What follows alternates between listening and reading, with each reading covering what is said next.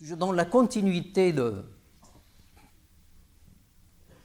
la sagesse derrière ce qu'on peut appeler un acte qui doit être solennel, qui est l'acte de mariage, un de nos savants dit que j'ai essayé de regarder l'objectif qui est derrière la question du mariage, la visée que vise l'islam à réaliser.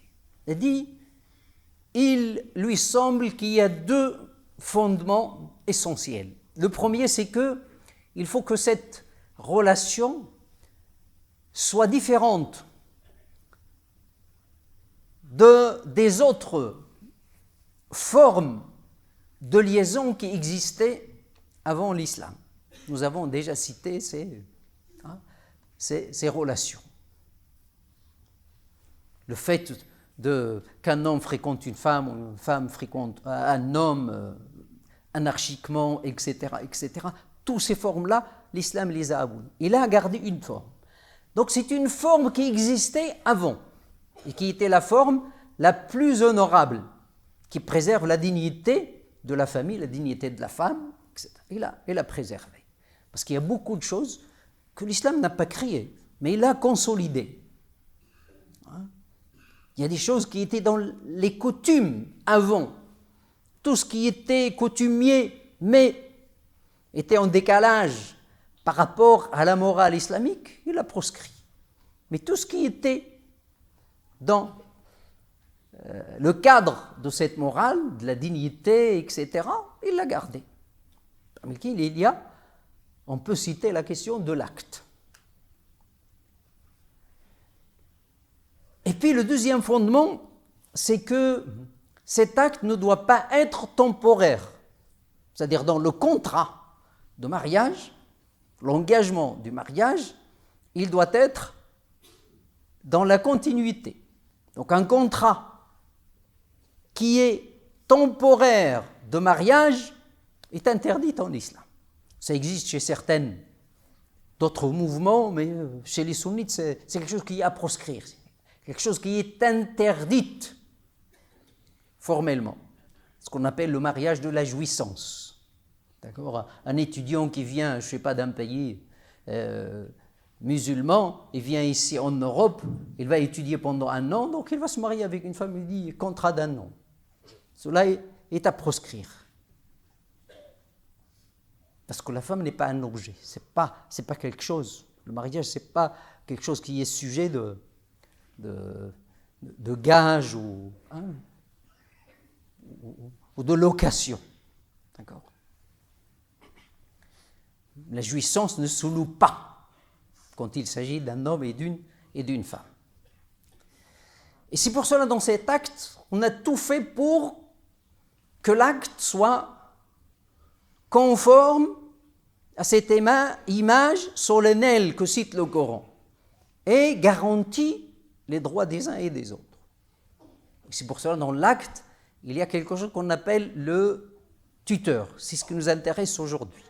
Le tuteur. Celui qui va être... C'est qui le tuteur ?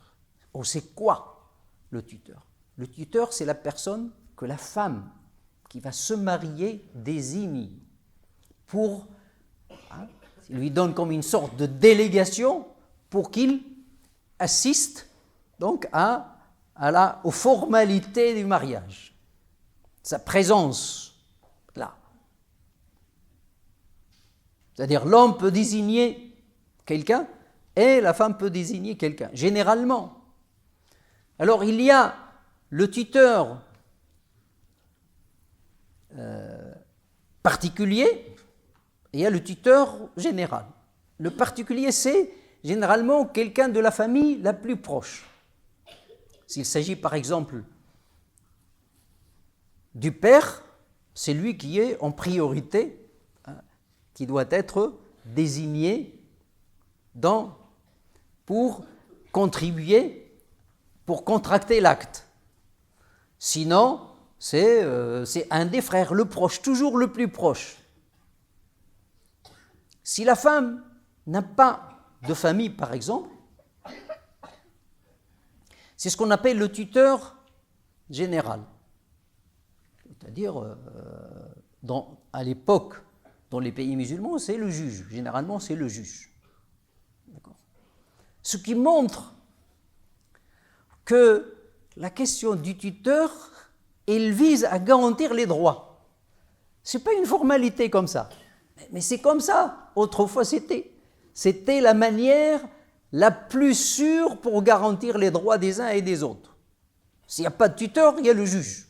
Parce que c'est lui qui est responsable pour donner à chacun le droit qui lui revient. Et donc le tuteur, il est fait ici pour consolider la garantie de l'acte, pour aider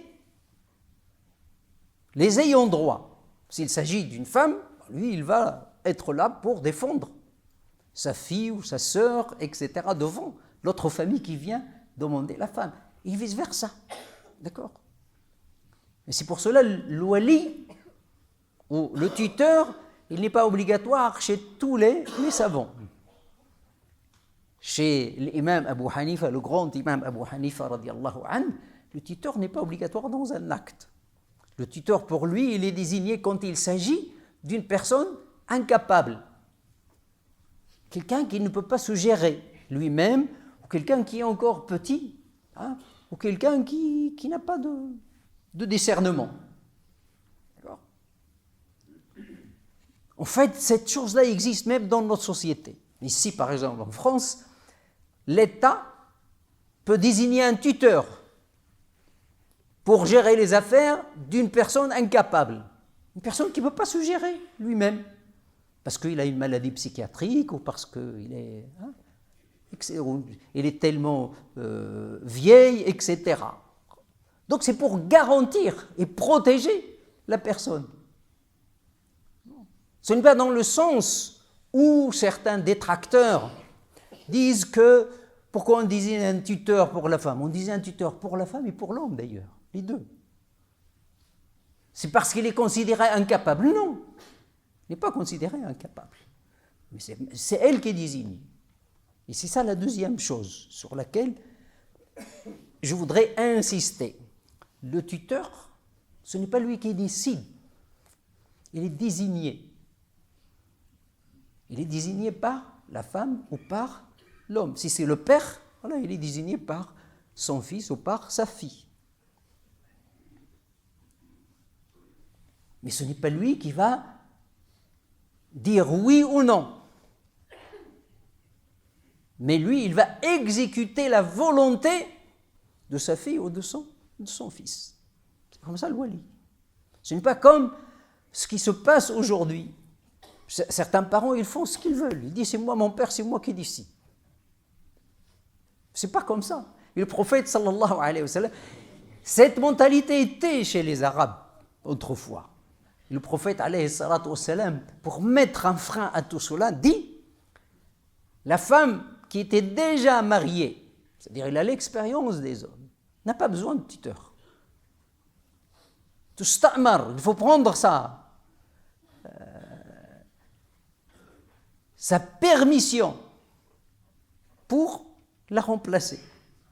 C'est-à-dire que c'est formel. En fait, c'est la femme qui décide de se marier avec tel ou tel. Ce n'est pas le tuteur qui décide. Le prophète dit, voilà, la femme qui était déjà mariée, c'est-à-dire qu'elle a déjà une connaissance de la société des hommes et les artefacts des hommes, etc., n'a pas besoin de tuteur. Mais la nouvelle, la jeune, il est encore jeune, il est timide. C'est là, il faut lui demander. Tusta'dhan. On lui donne la permission, il dit, est-ce que ma fille, est-ce que tu veux te marier? Parce que telle personne, parce qu'elle, elle n'a pas de contact direct dans cette société. C'est quelque chose qui est dans la coutume et les habitudes. Donc son père ou son grand-frère lui dit, voilà, il y a telle personne qui veut se marier avec toi, est-ce que tu l'acceptes? Parce que généralement, ils sont timides. Les filles qui ne connaissent pas les hommes. Ce n'est pas le cas aujourd'hui. Aujourd'hui, le tuteur, il est symbolique. Sa présence, elle est très symbolique.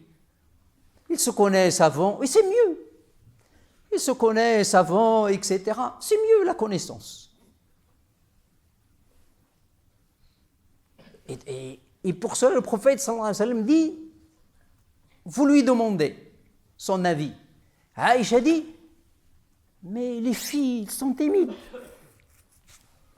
Il lui dit, s'il se tait, c'est qu'il est d'accord. Parce que quand on n'est pas d'accord, ou il déteste la personne, il va crier, ou il va pleurer, ou il va... D'accord. Mais s'il sourit, voilà, il baisse le regard, c'est que voilà, il est d'accord. Donc, il les informe sur un comportement, un geste par lequel on peut comprendre, on peut communiquer, parce que la fille est tellement timide, ne peut pas communiquer.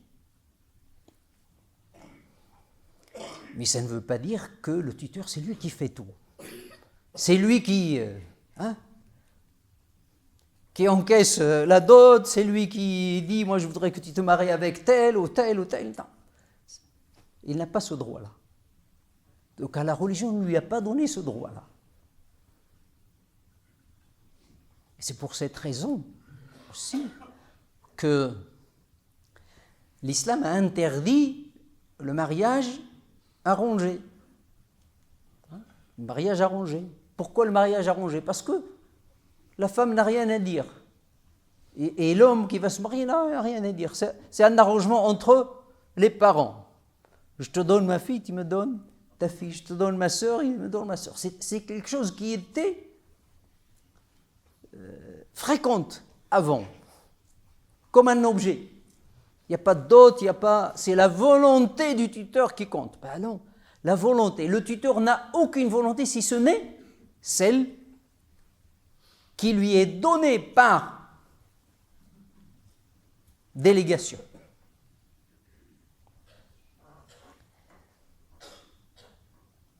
Une fois, une fille vient se plaindre au prophète alayhi salatu wassalam.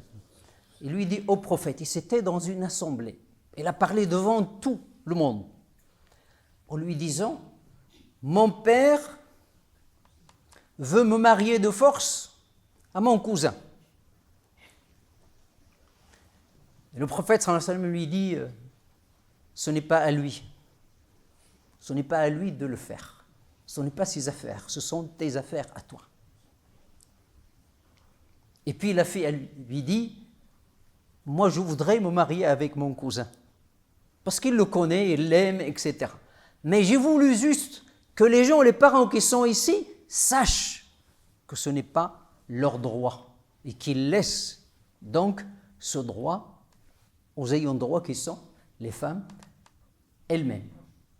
اللهم اغفر لنا ذنوبنا كفر عنا سيئاتنا توفنا وانت راض عنا اللهم اغفر لنا ما قدمنا وما أخرنا